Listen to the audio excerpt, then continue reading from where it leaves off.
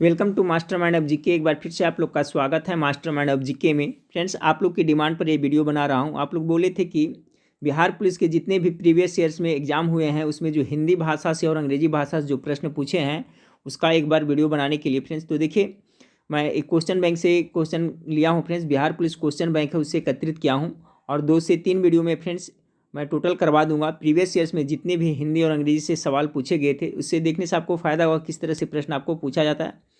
तो वीडियो को लाइक नहीं किए हैं तो वीडियो को लाइक कर दिए फ्रेंड्स, और चैनल पर पहली बार विजिट कर रहे हैं तो चैनल को सब्सक्राइब कर बेल आइकन को जरूर दबा दिएगा। तो ये पार्ट 1 है फ्रेंड्स, ठीक है। बिहार पुलिस में जितने भी प्रीवियस ईयर्स में हिंदी और अंग्रेजी के क्वेश्चन पूछे थे इसका ये पार्ट 1 है। 2-3 वीडियो में पूरा कवर हो जाएगा, ठीक फ्रेंड्स। इसमें टोटल हम लोग 60 क्वेश्चन को देखने वाले हैं। तो चलिए देखिए, पहला सवाल जो आपका है अंग्रेजी से है। किस तरह से पूछा गया था कि निम्नलिखित वाक्य में रिक्त स्थान की पूर्ति नीचे दिए गए उचित विकल्प से करें। देखिए यहाँ पर लिखा हुआ है, no sooner did she receive a telegram, खाली स्थान सी लेफ्ट फॉर होम। इसका करेक्ट आंसर क्या होगा फ्रेंड्स? पहला का correct answer option number A हो जाएगा। No sooner did she receive a telegram then she left for home. पहला का correct answer option number A हो जाएगा। दूसरा नंबर सवाल देखिए पूछा गया था कि निम्नलिखित वाक्य को कर्मवाच्य में बदलने वाले उचित विकल्प का चयन करें। It is time to ring the bell. इसका क्रमवाच्य में करिएगा तो करेक्ट आंसर 2 का होगा option number D. It is time for the bell to be rung. तीसरा नंबर सवाल को देखिए, तो देखिए किस तरह का आपका अंग्रेजी से सवाल पूछा गया था। अब देखिए हिंदी अंग्रेजी मिक्स है टोटल फ्रेंड्स। तीसरा नंबर सवाल आपका है, निम्नलिखित में से कौन प्रेम शब्द का पर्यायवाची नहीं है? तीसरा नंबर सवाल, प्रेम का पर्यायवाची इसमें कौन नहीं है? तो प्रणय तो है फ्रेंड्स, अनुराग भी है, प्रीति भी है, और घृणा है जो इसका पर्यायवाची शब्द नहीं है। तो 2 का correct answer option number D होगा। प्रेम का पर्यायवाची शब्द घृणा नहीं है। तो 3 का करेक्ट आंसर डी हो जाएगा। चौथा नंबर सवाल देखिए, चौथा नंबर सवाल है, वाक्य में रिक्त स्थान की पूर्ति नीचे दिए गए उचित विकल्प से करें। चौथा नंबर कह रहा है, Catherine says that she in love before. चौथा नंबर सवाल, तो देखिए यहाँ पर हो जाएगा फ्रेंड्स 4 का जो करेक्ट आंसर हो जाएगा option number A. Catherine says that she had never been in love before. ठीक है फ्रेंड्स। देखिए फ्रेंड्स, यहाँ पर है कि परफेक्ट टेंस में क्रिया विशेषण ऑलवेज का प्रयोग नहीं किया जाता है, ठीक है। यहाँ पे ऑलवेज का प्रयोग नहीं किया जाता है, लेकिन नेवर का प्रयोग किया जाता है, इसलिए यहाँ ऑलवेज वाला आपका नहीं होगा। तो ध्यान रखिएगा, हो जाएगा Catherine says that she had never been in love before. Always का प्रयोग इसमें नहीं किया जाता है, ठीक है फ्रेंड्स, इसलिए हैड नेवर बीन का प्रयोग यहाँ पर आपका उचित होगा। चलिए 5वां नंबर सवाल को देखिए। 5वां नंबर सवाल आपका है, पूछा गया था फ्रेंड्स कि महात्मा गांधी का जन्म 2 अक्टूबर 1869 को गुजरात के पोरबंदर में हुआ था, का सही अंग्रेजी अनुवाद क्या होगा? ये भी याद रखिएगा, महात्मा गांधी का जन्म कब हुआ था? 1869। कहाँ हुआ था? तो गुजरात के पोरबंदर में। तो इसका अंग्रेजी में अनुवाद करिएगा तो क्या होगा? देख लीजिए यहाँ 5 नंबर सवाल का गेस करिए, 5 का करेक्ट आंसर क्या होगा? तो 5 का हो जाएगा option number B. Mahatma Gandhi was born at Porbandar in Gujarat on 2 October 1869। ठीक है, ऑप्शन नंबर 20 का करेक्ट आंसर होगा। अगला सवाल देखिए पूछा गया था, भी अंग्रेजी से है। निम्नलिखित वाक्य का कर्मवाच्य है क्यूनाइन टेस्ट बाइटर।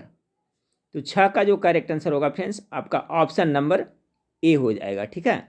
6 नंबर सवाल का करेक्ट आंसर हो जाएगा option number A, quinine is better when it is tested. इसका कर्मवाच्य ए हो जाएगा। 7वां नंबर सवाल हिंदी से देखिए पूछा गया था, जयशंकर प्रसाद द्वारा रचित महाकाव्य कौन है? 7 का, तो 7 का जो करेक्ट आंसर होगा फ्रेंड्स, देखिए इसका करेक्ट आंसर हो जाएगा 7 का ऑप्शन नंबर डी, कामायनी है, जो आपका जयशंकर प्रसाद के द्वारा लिखा गया है काव्य है। इनसे पूछा जाता है फ्रेंड्स आपका कि जयशंकर प्रसाद है जो मतलब किस धारा के ये मतलब कवि थे? तो ये देखिए छायावादी काव्य धारा के थे, ठीक है फ्रेंड्स, याद रखिएगा। तो जयशंकर प्रसाद है जो कामायनी लिखे, इसलिए करेक्ट आंसर ऑप्शन नंबर आपका डी हो जाएगा, ठीक है। ऑप्शन नंबर डी इसका करेक्ट आंसर होगा 7 का। 8वां नंबर सवाल देखिए कि दिए गए वाक्य में सही काल यानी टेंस की पहचान करें। He had been trying to get her on the phone. तो देखिए हैड बीन है, यहाँ V4 लगा हुआ है इसमें, तो हो जाएगा आपका, गेस करें 8 का करेक्ट आंसर क्या हो जाएगा। अगर हैज़ बीन रहता फ्रेंड्स तो हो जाएगा प्रेजेंट परफेक्ट कॉन्टिन्यूअस हो जाता, लेकिन हैड बीन है ना, तो यहाँ हो जाएगा पास्ट परफेक्ट कॉन्टिन्यूअस टेंस का ये वाक्य है। He had been trying to get her on the phone. तो 8 का correct answer option number D हो जाएगा। 9वां नंबर सवाल देखिए, हिंदी से है। इसी तरह से आपको फ्रेंड्स 10 प्रश्न हिंदी से और 10 प्रश्न अंग्रेजी से रहेगा, मिक्स टाइप का रहेगा। देखिए सब प्रीवियस ईयर्स में इस तरह से पूछा गया था। अरुण यह मधुमय देश हमारा, जहाँ पहुँच अनजान क्षितिज को मिलता एक सहारा। उपर्युक्त वाक्य पंक्तियाँ किस कवि द्वारा रचित है। किसने लिखा है। 9 का जो करेक्ट आंसर होगा ऑप्शन नंबर सी हो जाएगा, जयशंकर प्रसाद के द्वारा यह लिखा गया है। 9 का करेक्ट आंसर सी हो जाएगा। 10वां नंबर सवाल पूछा गया था हिंदी से, साहित्यिक का शुद्ध शब्द होगा, ठीक है, वर्तनी से संबंधित है, तो साहित्यिक किस तरह से शुद्ध लिखाएगा। 10 का जो करेक्ट आंसर होगा ऑप्शन नंबर बी, इस तरह से लिखाएगा, ठीक है, साहित्यिक इस तरह से शुद्ध लिखाता है, ठीक है। अगला सवाल पूछा गया था अंग्रेजी से कि वाक्य के रेखांकित भाग के लिए सही वाक्यांश युक्त क्रिया का चयन करें। The whole town was destroyed by floods, यानी पूरे जो शहर है जो बाढ़ से क्या हुआ था, बर्बाद हो गया था। तो यहाँ पर डिस्ट्रॉय की जगह पर क्या होगा फ्रेंड्स, 11 का करेक्ट आंसर हो जाएगा। फ्रेंड्स देखिए, ये प्रस्तुत वाक्य में रेखांकित भाग है जो डिस्ट्रॉयड है के लिए सही वाक्यांश युक्त क्रिया होगा वाइप आउट हो जाएगा, ठीक है। यहाँ फ्लड से हुआ है ना आपका, बाढ़ से, तो यहाँ पर क्या होना चाहिए, वाइप आउट होना चाहिए। तो ऑप्शन नंबर डी इसकी जगह पर स्टेबल होगा, ऑप्शन नंबर डी इसका करेक्ट आंसर हो जाएगा वाइप आउट। 11 का करेक्ट आंसर डी हो जाएगा। 12 नंबर सवाल है देखिए, आँखों देखा गदर रचना की विधा क्या है। आँखों देखा गदर, 12 का correct answer option number B होगा, ए संस्मरण है।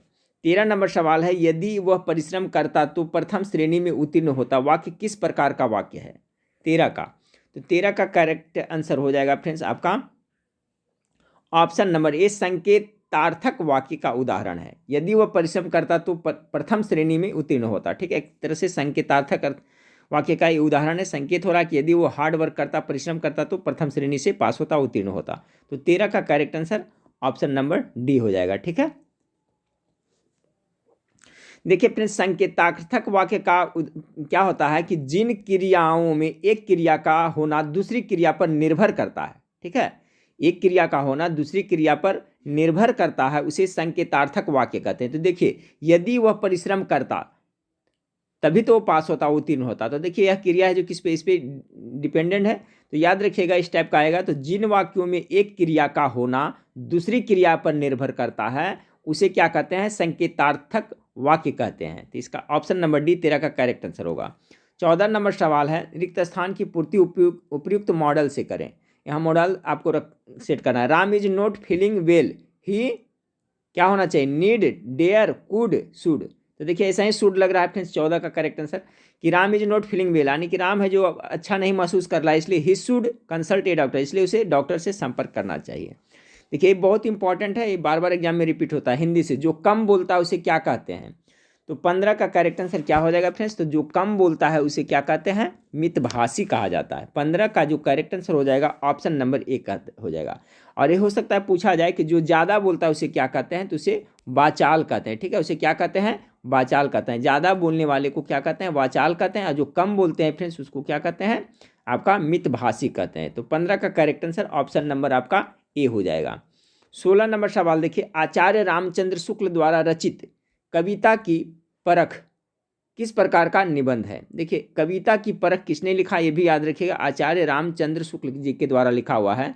ये किस प्रकार का निबंध है, तो 16 का करेक्ट आंसर ये समीक्षात्मक निबंध के उदाहरण है।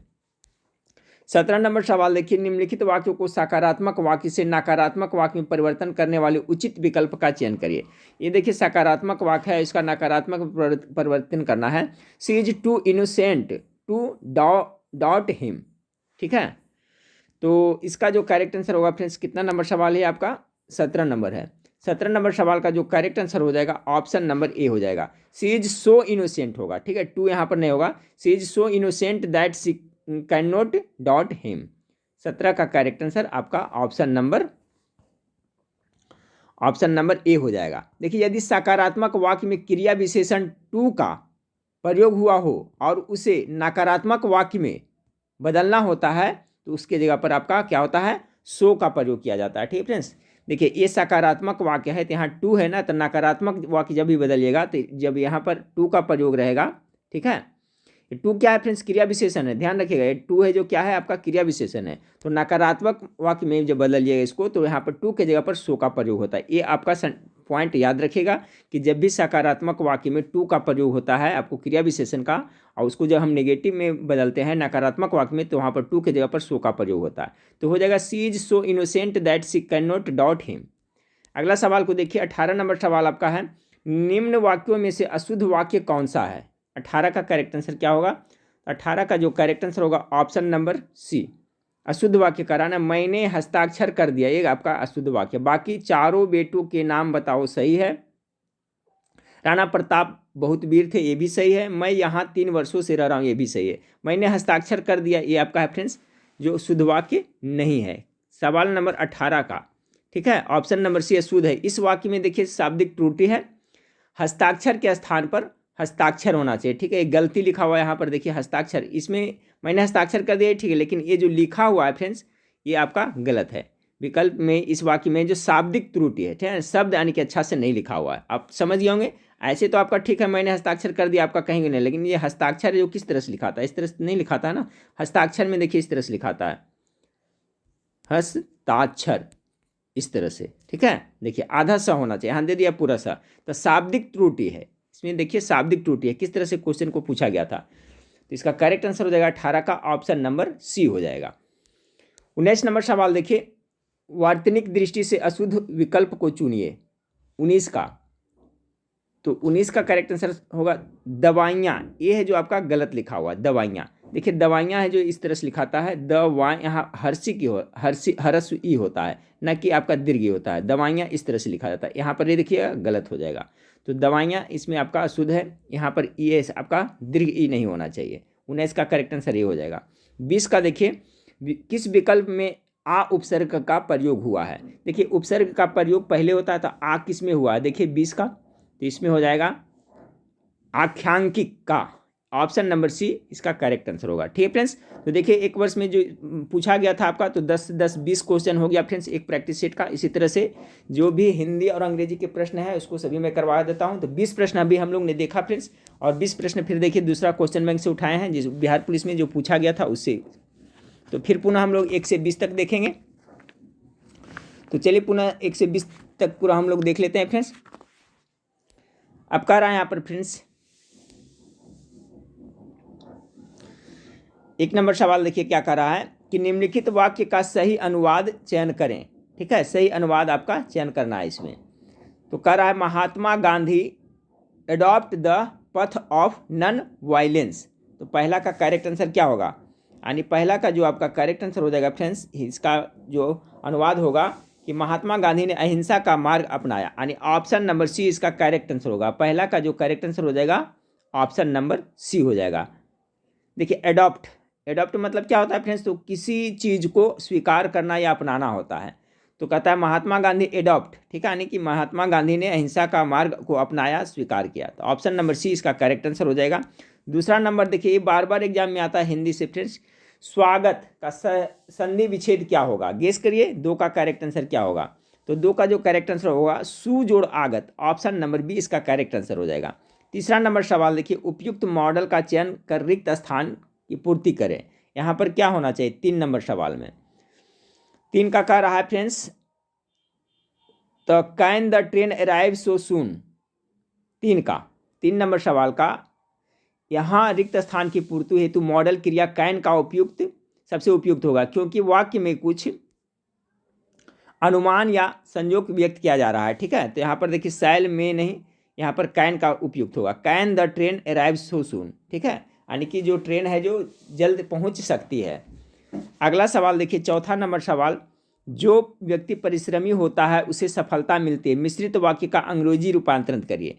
तो जो व्यक्ति परिश्रमी होता है उसे सफलता मिलती है, बिल्कुल सही है फ्रेंड्स, ये भी संकेतार्थ वाक्य का उदाहरण है। ठीक है, देखिए जैसे पहला वाला था, हिंदी में अगर पूछे तो कैसा है, संकेतार्थ वाक्य का उदाहरण है कि जो व्यक्ति परिश्रमी होता है, ठीक है, परिश्रमी होता है, परिश्रम करता है, सफलता उसी को मिलती है। तो 4 का इसका हमको अंग्रेजी में ट्रांसलेट करना है, तो इसका करेक्ट आंसर होगा friends option number C, the person who is diligent gets success. Option number C 4 का करेक्ट आंसर हो जाएगा।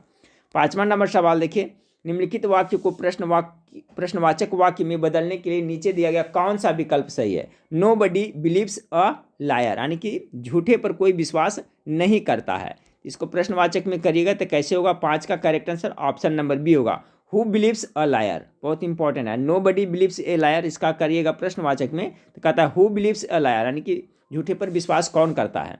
अगला फ्रेंड्स हिंदी से क्वेश्चन, राम तजू पै गुरु न विसारूं, गुरु के सम हिरंकु न निहारूं। उपयुक्त पंक्तियां में किसको महत्व दिया गया है। 6 का, तो 6 का पता चल रहा है फ्रेंड्स कि राम तजू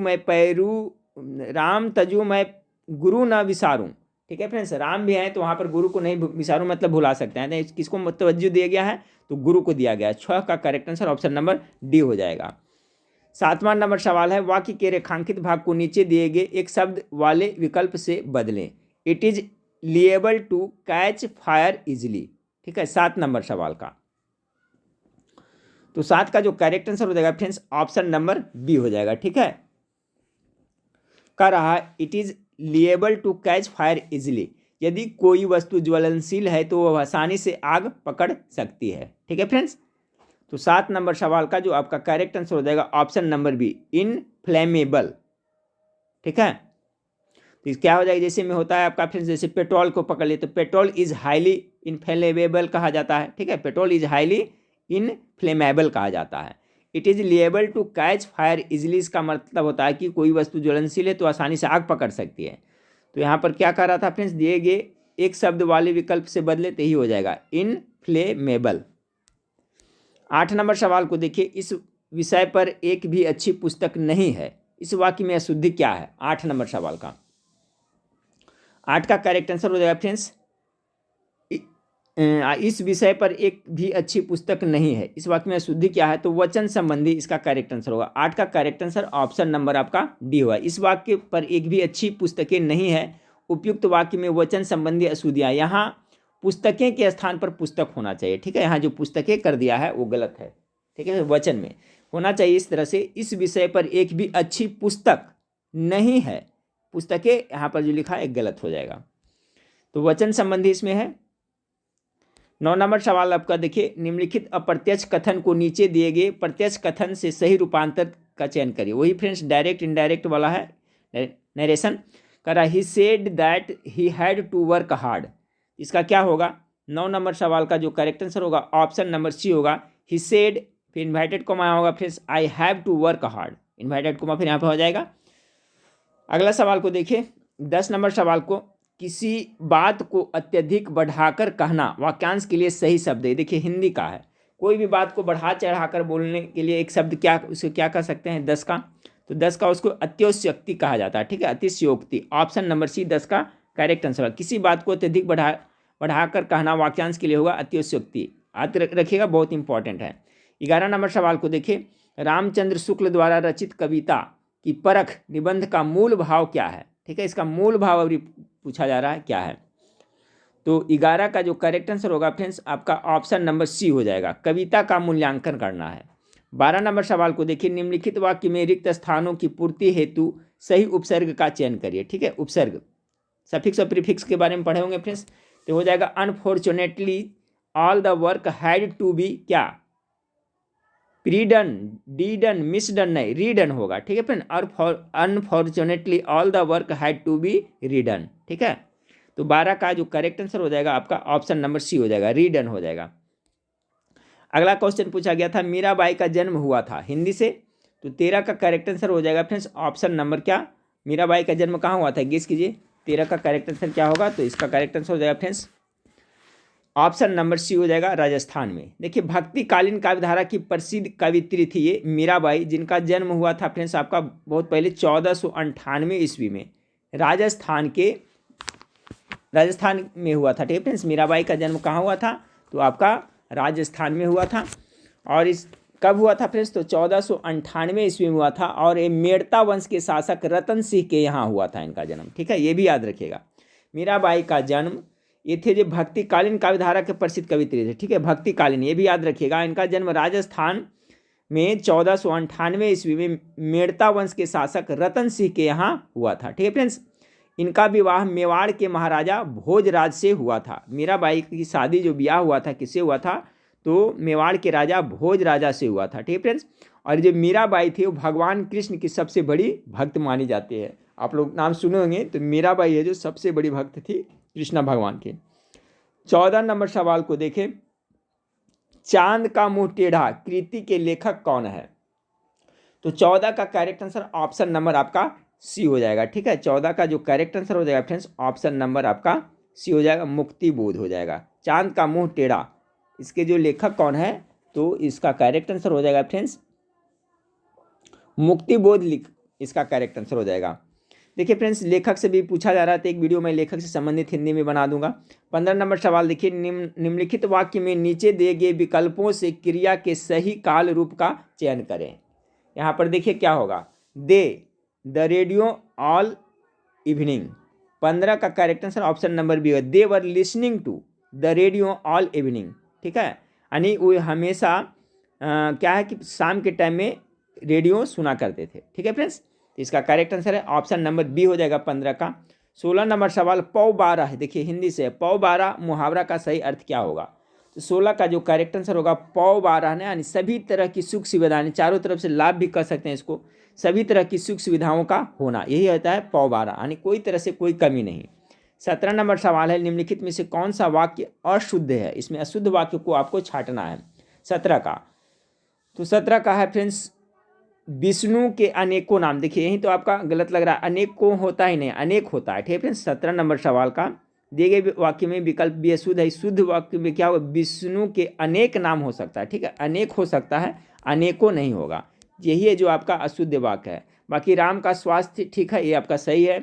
फिर शब्द केवल संकेत है, ये भी सही है। सभी लोग अपनी राय दें, ये भी सही है। 18 नंबर सवाल देखिए, अनेक शब्दों के लिए उपयुक्त एक शब्द का चयन करिए, ठीक है। A man whose wife is dead, ठीक है फ्रेंड्स, ये आपका हो गया अंग्रेजी में। तो इसका करेक्ट आंसर हो जाएगा 18 का क्या हो जाएगा, यानी कि ऐसा व्यक्ति जिसकी पत्नी मर चुकी हो, मर गई है, तो उसका क्या विडोवर कहा जाता है उसे, यानी 18 का correct answer option number B होगा, जिनकी पत्नी मर गई है उसे क्या कहते हैं, विडोवर कहते हैं। और जिसका पति मर गया है फ्रेंड्स उसे क्या कहेंगे, विडो कहेंगे, विधवा, ठीक है फ्रेंड्स। इसका जिसका पति मर गया है उसको क्या कहेंगे, विडो कहेंगे, और जिसका पत्नी मर गई उसे क्या कहते हैं, व्यक्ति को विडोवर कहते हैं। अगला है, ब्रेल पद्धति में बिंदुकित पैटर्न की संख्या होती है। ब्रेल पद्धति फ्रेंड्स एक ब्रेल लिपि जिसका लुई ब्रेल जिसका खोज किया था 19 का, तो ब्रेल लिपि के एक तरह का लिपि है फ्रेंड्स, ठीक है। इसमें इसका आविष्कार हुआ था किसके लिए, नेत्रहीन के लिए फ्रेंड्स, और ये हुआ था जानते कितना, 1821 ईस्वी में लुई ब्रेल ने इसका आविष्कार किया था। इसमें कितने टोटल होते हैं, तो 19 नंबर सवाल का जो आपका करेक्ट आंसर होगा फ्रेंड्स ऑप्शन नंबर सी हो जाएगा, ठीक है। ब्रेल पत्ती में बिंदुकित पैटर्न की संख्या कितनी होती है, तो आपका 63 होती है, ठीक है फ्रेंड्स। इसका correct answer option number C हो जाएगा।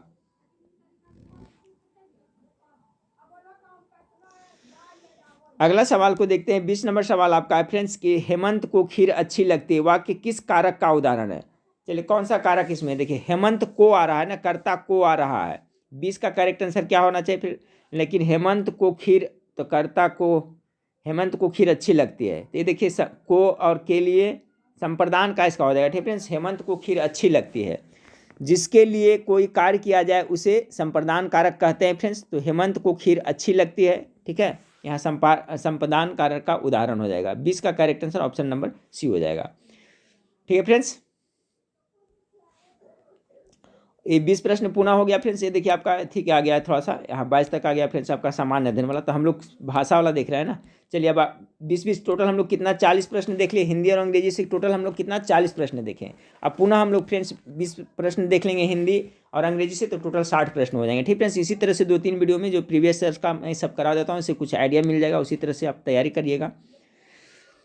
और इस बार है जो फ्रेंड्स 10वीं कक्षा में, तो यही हिंदी में तो आपका जो 10वीं कक्षा का ही रहेगा, तो संज्ञा सर्वनाम कहाँ से किस तरह से पूछेगा कोई आइडिया नहीं फ्रेंड्स, लेकिन सिलेबस आप लोग पढ़ के जरूर जाइएगा। पहला नंबर सवाल अब देखिए फिर से कि क्राइम के लिए सही परिभाषिक शब्द है क्राइम का, तो क्राइम मतलब क्या होता है, अपराध होता है ना। पहला का करेक्ट आंसर बी हो जाएगा। दूसरा नंबर सवाल पूछा गया था, निम्नलिखित में से कौन सा संत भक्ति के निर्गुण एवं सगुण रूपों में आस्था रखते थे। 2 का करेक्ट आंसर हो जाएगा रामानंद रखते थे। ठीक है फ्रेंड्स, 2 का क्या हो जाएगा, रामानंद करेक्ट आंसर हो जाएगा। तीसरा नंबर सवाल आपका है, निम्नलिखित शब्दों में से कौन सा शब्द क्रिया विशेषण है। क्रिया विशेषण 3 नंबर सवाल बहुत इंपॉर्टेंट है।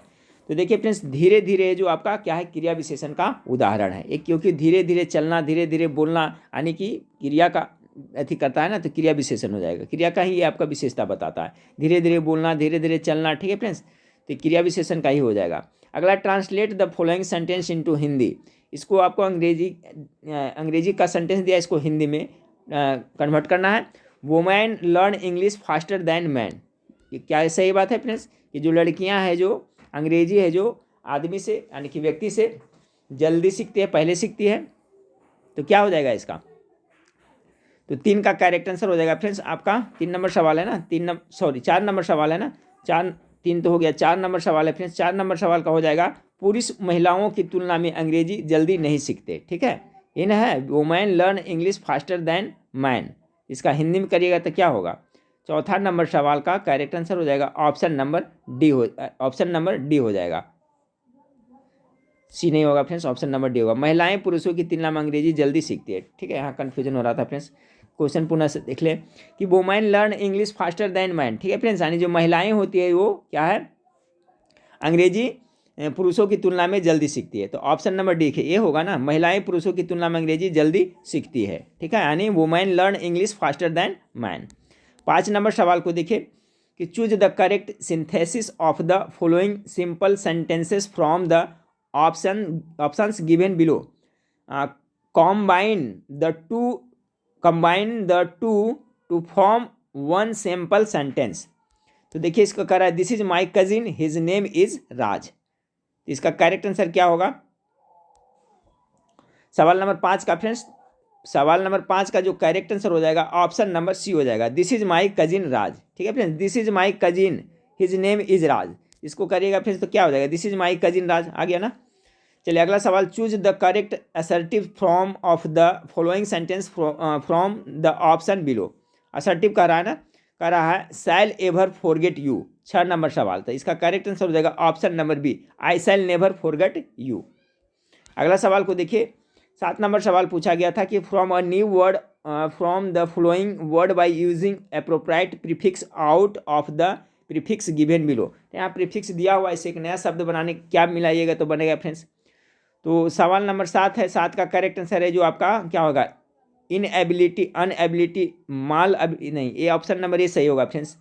इनएबिलिटी इसका करेक्ट आंसर हो जाएगा 7 नंबर सवाल का। इनएबिलिटी यानी मतलब क्या होता है, एक टर्म होता है, इसका मतलब हिंदी में होता है फ्रेंड्स आपका इनएबिलिटी, असमर्थता कर सकते हैं, असमर्थता कर सकते हैं। ठीक है, इनएबिलिटी। तो देखिए आपका ये जो प्रीफिक्स दिया हुआ है फ्रेंड्स, प्रीफिक्स मतलब होता है उपसर्ग होता है, सफिक्स मतलब क्या होता है, प्रत्यय होता है। तो प्रीफिक्स पहले लगता है ना, तो यहाँ पर ए लगेगा तो ये सही बन जाएगा। ठीक है, इनएबिलिटी यानी असमर्थता। 8 नंबर सवाल देखिए है, choose the correct indirect speech of the flowing sentence from the option below. अब इसको इनडायरेक्ट में करना है, सी सेड। ठीक है friends, hurrah I have stood first. इसका करेक्ट आंसर क्या होगा, सवाल नंबर आपका 8 का, तो 8 का जो करेक्ट आंसर हो जाएगा फ्रेंड्स ऑप्शन नंबर बी हो जाएगा, she excelled with you that she had stood first.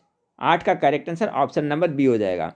9 नंबर सवाल देखिए कह रहा है आपका, यहाँ चूज होना चाहिए। ठीक है फ्रेंड्स, यहाँ तो सूज लिखा गया है। ठीक है, देखिए मिस्टेक हुआ है। Choose the correct passive form of the following sentence, one should keep one's promise. तो 9 का जो करेक्ट आंसर होगा friends option number C, promise should be kept, यही हो जाएगा इसका पैसिव फॉर्म। ठीक है, ये आपका है जो इसका पैसिव फॉर्म करिएगा, एक्टिव फॉर्म में फ्रेंड्स, इसको पैसिव फॉर्म में करेगा तो हो जाएगा प्रॉमिस शुड बी केप्ट।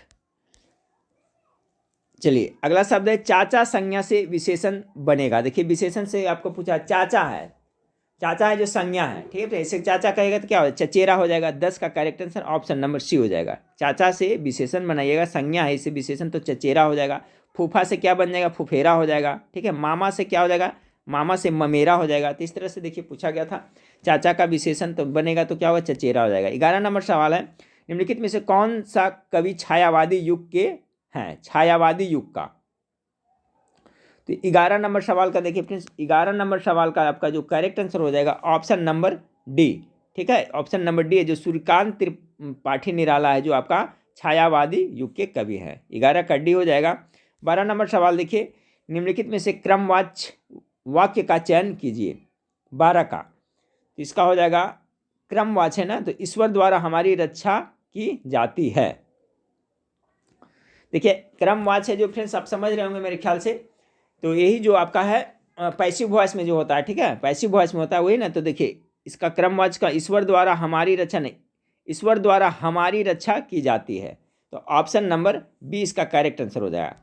अगला है फ्रेंड्स आपका 13 नंबर सवाल, since the keys are the my mother, I यहाँ पर क्या होगा, 13 का हो जाएगा I can not lend you money. कहता है since the keys are with my mother, I can not lend you money. कह रहा है फ्रेंड्स कि जब तक है जो चाबी हैं वो मेरे मम्मी के पास में है, तब तक क्या है मैं तुम्हें पैसा उधार नहीं दे सकता हूँ। कैसे देगा, चूँकि जहाँ पे पैसा रखा हुआ है, जहाँ लॉक लगा हुआ है फ्रेंड्स, पैसा उसी में है, उसका चाबी किसके पास, मम्मी का। वही कह हो रहा ना कि since the keys are with my mother, यानी कि जब तक चाबी जो मेरे मम्मी के पास में, मेरे मम्मी के साथ है, तब तक क्या है फ्रेंड्स मैं तुम्हें पैसा उधार नहीं दे सकता हूँ। आई can not lend you money, मैं तुम्हें पैसा उधार नहीं दे सकता हूँ। 14 नंबर सवाल देखिए कि choose the correct option, formal register are often use to create a tone of objective, क्या होगा 14 का। तो 14 का जो करेक्ट आंसर हो जाएगा friends option number B, characters. कहता है formal register are often use to create a tone of objective characters. 14 का करेक्ट आंसर बी हो जाएगा।